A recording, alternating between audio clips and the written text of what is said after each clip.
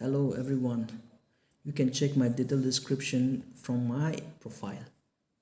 In this video, let me show you the questions of history and their source. The exam which was conducted by MPSC on 30 April 2023 for Manipur Civil Service Preliminary Examination. As far as history question is concerned, and if I break down the number of history questions, there are 9 questions from ancient, 3 from medieval, 8 from modern, and the total number of questions games in prelims is 20. And almost all the questions are directly attributed to just 2 books. That is Punam Dalal Dahiya, a book for ancient and medieval India, a Spectrum, a book for modern India. Now let me quickly start the questions by giving you the source.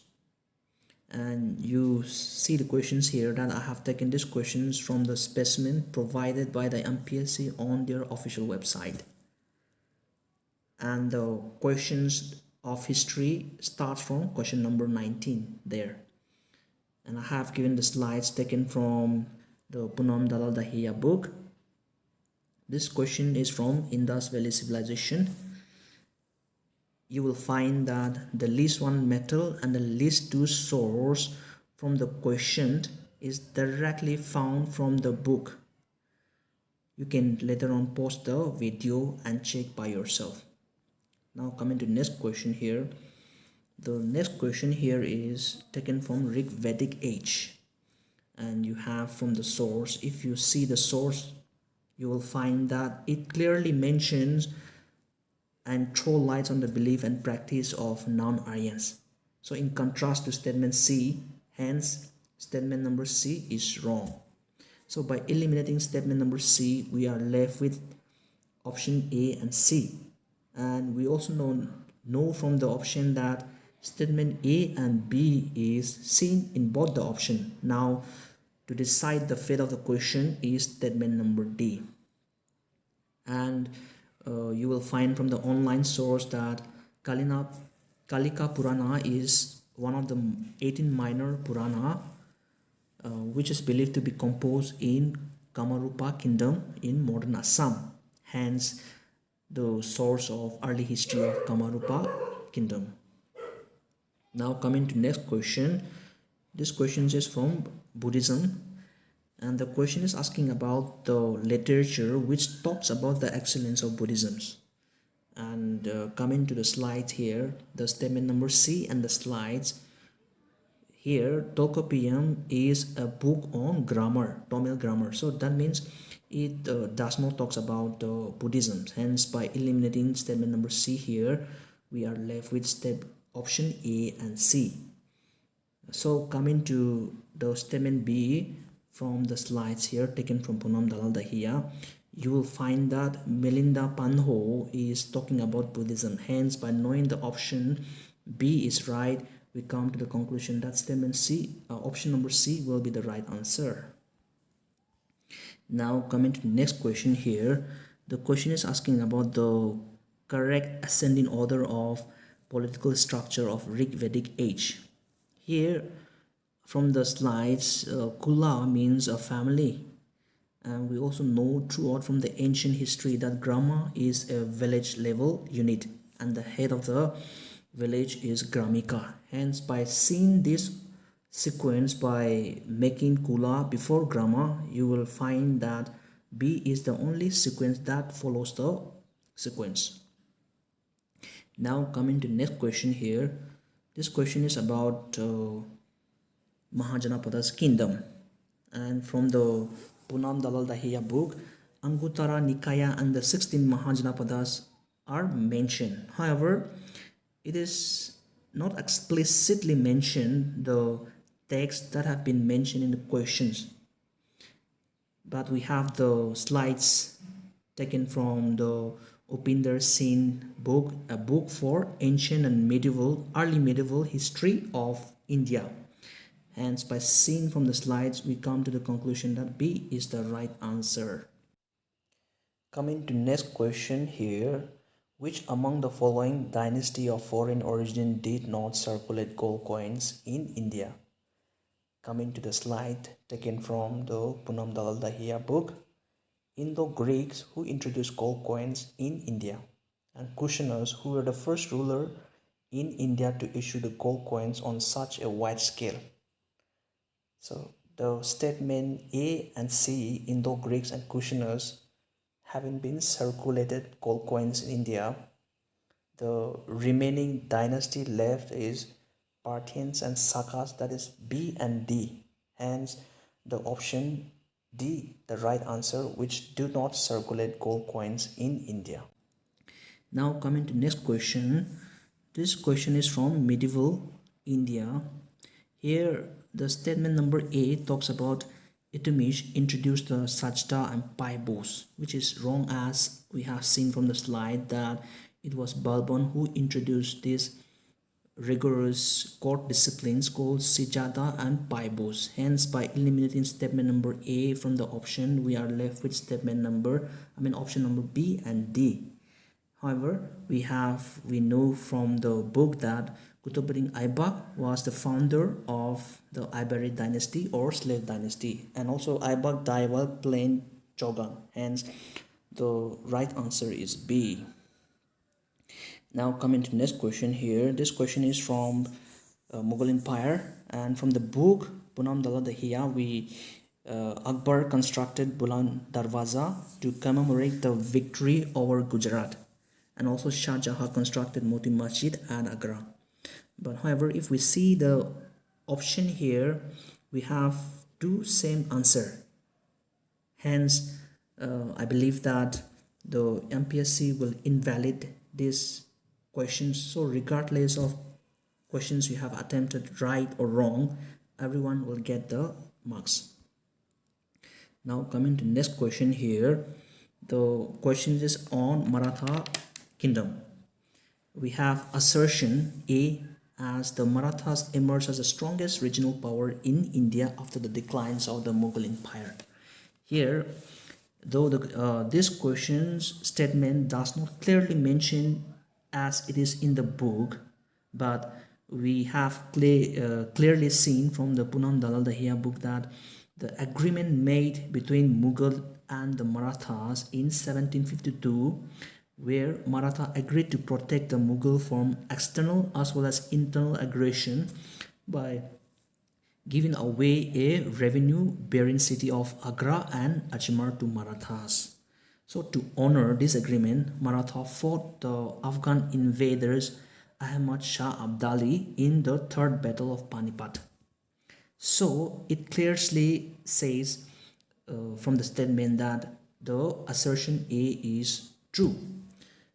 Now coming to reason R, the Marathas were the first to have a clear concept of united Indian nations.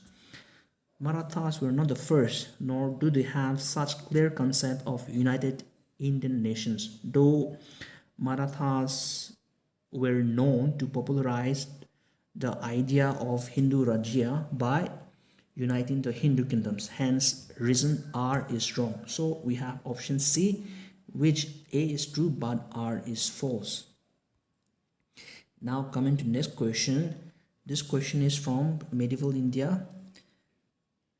And as you have seen here, the direct reference of Fatwa-e-Jahandari is not found in Punam Dalal Dahiya, but we have a reference of Zauddin Barani, who was the author, and mentioning about his other book called Tariq-e-Feroz Shahi, a book on a period of history from Balban to Feroz Shah Tughlaq.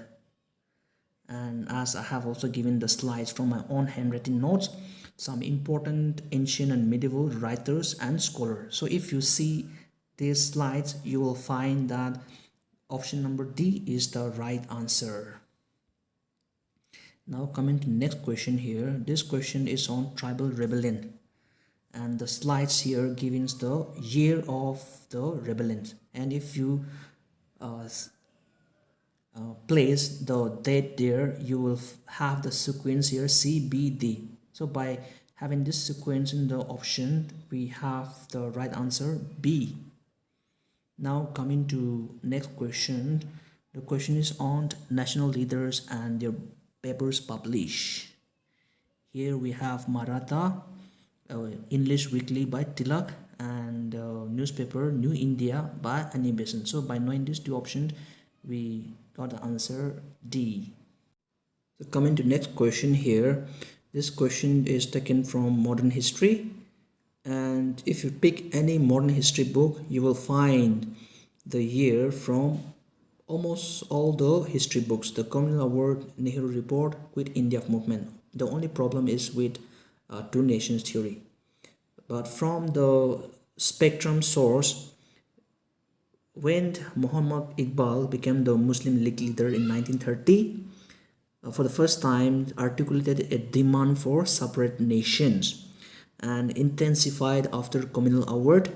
Until 1937 it was a kind of communal liberal communalisms, but after 1937 they indulged into extreme communalisms, and by 1940 Pakistan resolution was passed at Lahore session.